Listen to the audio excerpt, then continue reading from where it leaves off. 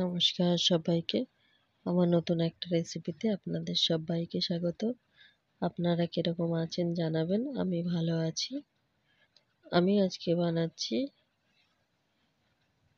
লাল ডাঁটা, আলু, কুমড়ো দিয়ে একটা নিরামিষ সবজি। আপনারা দেখুন, আশা করি আপনাদেরও ভালো লাগবে। তা আমি প্রথমে কড়াইতে দিয়ে দিয়েছি একটু পাঁচফোড়ন।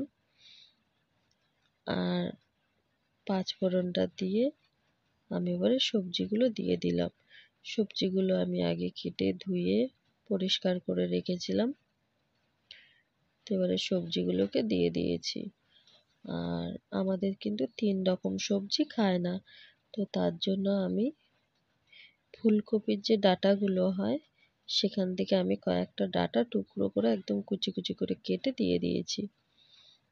কারণ কি এখানে আমার ৩ রকম সবজি হয়েছিল, ওই লাল ডাঁটা শাক, কুমড়ো আর আলু। তো তার জন্য আমি একটু ফুলকপির ডাঁটা কুচি করে দিয়ে দিয়েছি।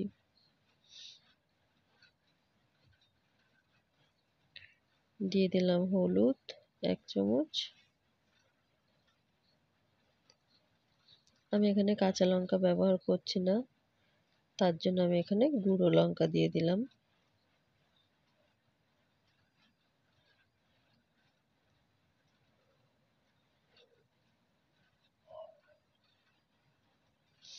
নিরামিষ এরকম সবজি কিন্তু বেশ ভালো লাগে খেতে। দিয়ে দিলাম পরিমাণ মতো লবণ। লবণটা আপনারা আপনাদের পরিমাণ মতো দেবেন।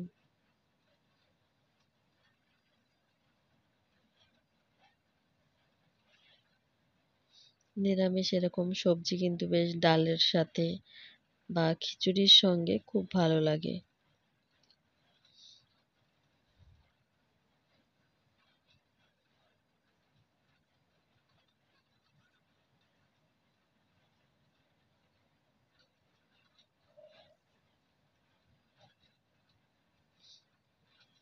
এবারে ভালো করে নাড়াচাড়া করে সব মশলাগুলোকে মিশিয়ে নেব।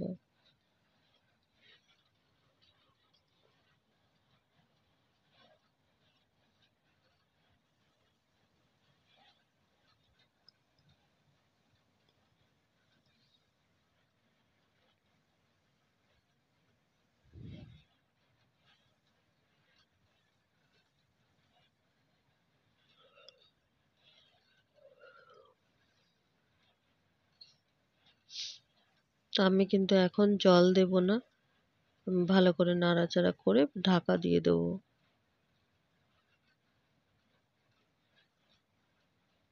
ভালো করে একটু ভাজা করে নিয়ে তারপরে আমি জল দেব। আমি ঢাকা দিয়ে দিয়েছিলাম, ঢাকনাটা খুলে আবার একটু নেড়ে দিচ্ছি।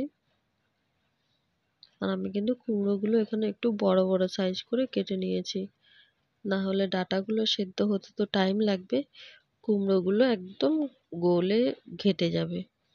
তার জন্য কুমড়োগুলো আমি একটু বড় সাইজ করে নিয়েছি। নেড়ে দিয়ে আমি আবার ঢাকা দিয়ে দিয়েছিলাম, ঢাকনাটা খুলে আমি আবারও নেড়ে দেব।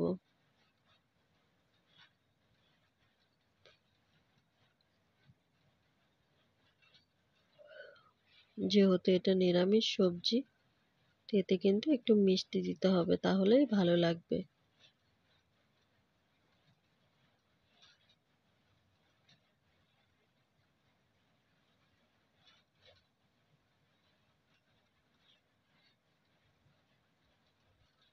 এবারে আমি জল দিয়ে দেব।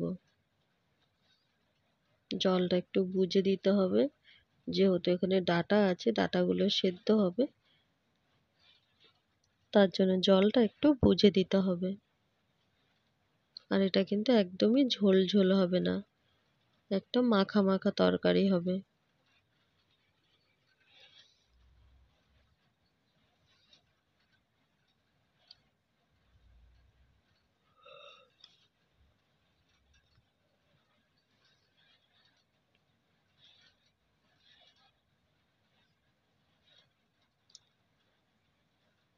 আমি জল দিয়ে এবারে ঢাকা দিয়ে দিলাম।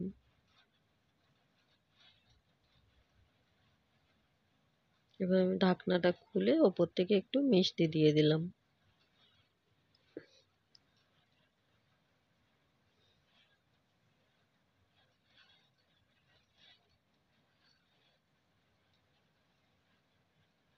দিয়ে আমি আবার ঢাকা দিয়ে দিলাম। এবার আমি দেখে নিচ্ছি আলুগুলো সেদ্ধ হয়েছে কিনা। তো দেখলাম হ্যাঁ, আলুগুলো সেদ্ধ হয়ে গেছে।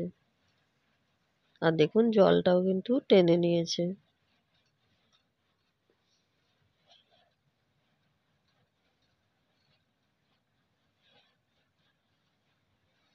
আমি কিন্তু এরকম রাখবো না, জলটাকে আমি আরো একটু শুকিয়ে নেব।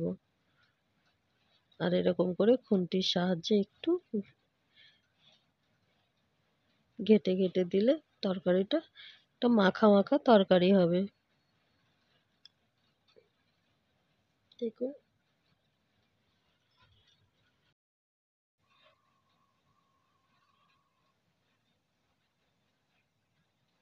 এই যে কি সুন্দর একটা মাখা মাখা টাইপের হয়ে গেছে।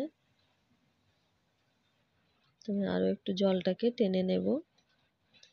দেখুন জলটা কিন্তু আমার একদম টেনে নিয়েছে, নিয়ে শুকনো শুকনো হয়ে গেছে। এবারে আমি নামিয়ে নেব। একদম রেডি হয়ে গেছে আমার রেসিপিটা। আপনারা জানাবেন আপনাদের কিরকম লাগলো, আর অবশ্যই বাড়িতে ট্রাই করবেন। সবাই ভালো থাকবেন, সুস্থ থাকবেন, সাবধানে থাকবেন। দেখা হবে আবার নতুন একটা ভিডিওর সাথে। নতুন পুরনো সকল বন্ধুদেরকে অনেক অনেক অনেক ভালোবাসা, এইভাবে আমার পাশে থেকে আমাকে সাপোর্ট করার জন্য।